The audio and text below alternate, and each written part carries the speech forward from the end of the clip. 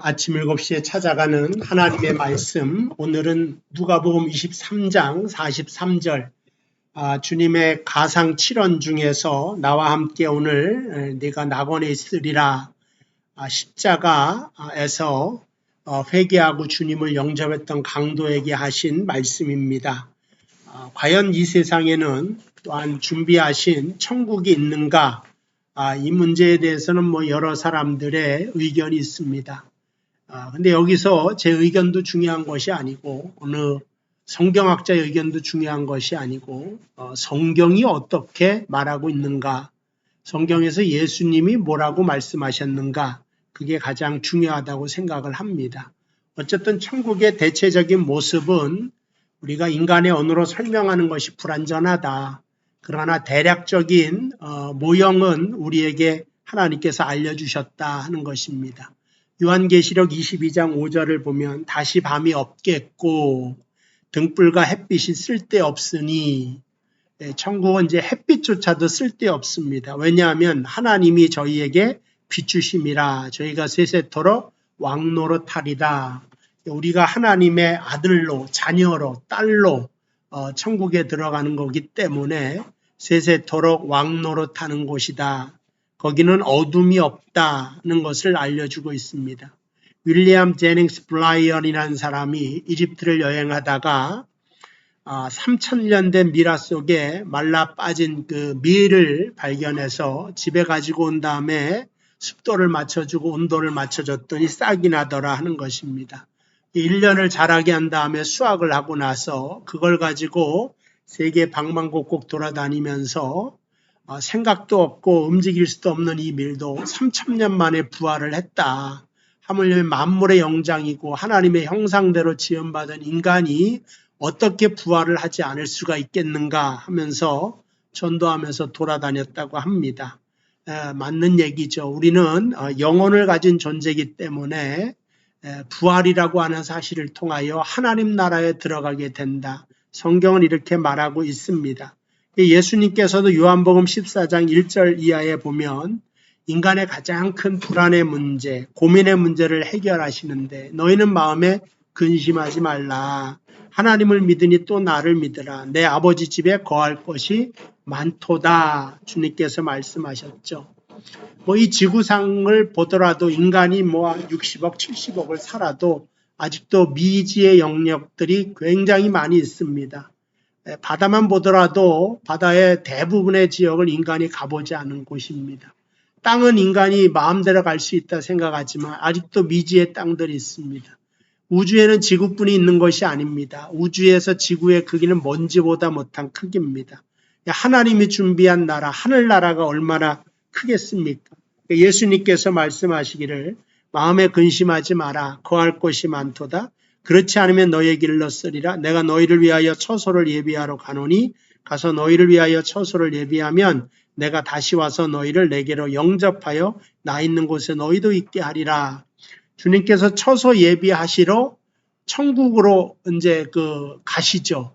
그래서 승천하시는 것을 제자들과 많은 사람들이 보지 않습니까? 그때 하시는 말씀이 내가 너 있을 곳을 예비하러 간다. 2000년 동안 2000년이 지났습니다. 아름다운 천국, 우리가 갈 수 있도록 예비하신 천국에 대한 소망을 가지고 살 수 있게 되길 바랍니다. 그래서 바울도 말하기를 만약에 그리스도 안에서 우리의 바라는 게 이생뿐이면 모든 사람 가운데 우리가 더욱 불쌍한 사람이다 그랬어요. 맞는 얘기죠. 이 세상에서 복음 전하다 고난만 당하다가 죽는 것이 우리들의 끝나는 운명이라면 믿는 것이 가장 불쌍한 것 아니냐. 그러나 만일 땅에 있는 우리의 장막집이 무너지면 하나님께서 지으신 집, 그 손으로 지은 것이 아니요 하늘에 있는 영원한 집이 우리에게 있는 줄 아나니라.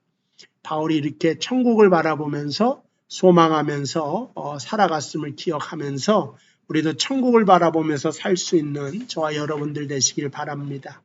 천국은 어떤 것인가? 아까 22장 계시록 5절에 봤지만 밤이 없다. 밤, 어둡다라고 하는 건 죄와 공포의 상징입니다. 그래서 죄가 언제 일어나느냐? 어두울 때, 아무도 안 볼 때 범죄가 일어나고 거기에서 온갖 비극이 탄생하게 되는 것을 보게 됩니다. 근데 하나님께서는 빛이시기 때문에 모든 걸 비추신다. 그래서 천국에서는 밤이 없다 하는 겁니다. 두 번째는 질병도 없고 고통도 없다 하는 것이죠. 이 질병 고통이라고 하는 것은 죄로 인한 저주의 결과로 이 땅에 온 것입니다. 땅이 저주를 받으며 이 땅에서 질병도 오고 고통도 오고 코로나도 오고, 그러나 하나님 나라에 질병이 있을 턱이 없습니다. 그 다음에 세 번째는 죽음도 없고 슬픔도 없습니다. 우리 인간이 사는 동안 우리는 죽을 수밖에 없죠. 우리의 영혼이 타락하여 부패되었기 때문에 이 육신도 한계가 있습니다. 죽음과 슬픔이 인간이 살아가는 동안 늘 반복해서 일어나게 됩니다. 우리는 태어나면서부터 죽음을 보면서 또 늙어가면서 병들어가면서 그렇게 살 수밖에 없지만은, 그러나 하늘나라에서는 죽음도 없고 슬픔도 없고 고통도 없다. 그렇기 때문에 장의사도 필요 없고 공동묘지도 필요 없고 병원도 필요 없다. 그러니까 병원이 없는 것이 하늘나라다 하는 겁니다. 네 번째는 염려와 근심이 없다. 그럼 뭐냐? 하나님과 더불어 기쁨이 충만한 나라, 행복이 충만한 나라다 하는 겁니다. 인간이 사는 동안 누구든지 고통을 경험합니다. 목사라고 해서 고통이 없는 건 아니죠. 고민이 없는 건 아니죠. 이 땅에서는 늘 고민이 있고 고통이 있기 때문에 하늘나라를 소망하는 것입니다. 여기는 내가 있을 영원히 살만한 땅이 아니다 하는 것을 고민을 통하여 고통을 통하여 우리는 깨닫게 됩니다. 그래서 유혹도 없고 죄가 없는 천국에서 우리가 하나님과 더불어 살 수 있다. 그것이 바로 성경의 가르침입니다. 천국에 어떻게 들어갈 수가 있습니까? 예수님께서 말하기를 내가 곧 길이요 진리요 생명이니 나로 말미암지 않고는 결단코 천국에 들어가지 못하리라. 요한복음 14장 6절에 말씀하고 있습니다. 그러니까 착한 일 많이 해서 그 다음에 도네이션을 많이 한다고, 또 세례받고 집사, 권사, 장로, 또 목사까지도 된다고 해서 우리가 천국에 다 들어갈 것이 아니라 주님을 영접하고 그 주님이 나를 천국으로 인도하는 것입니다.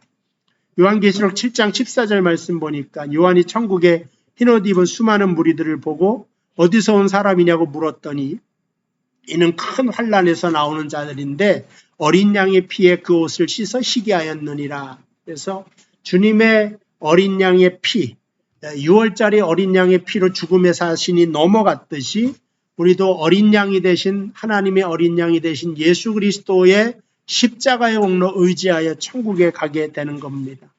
우리가 여름에 여행을 떠난데도 호텔에 예약을 해야지 들어갈 수 있습니다.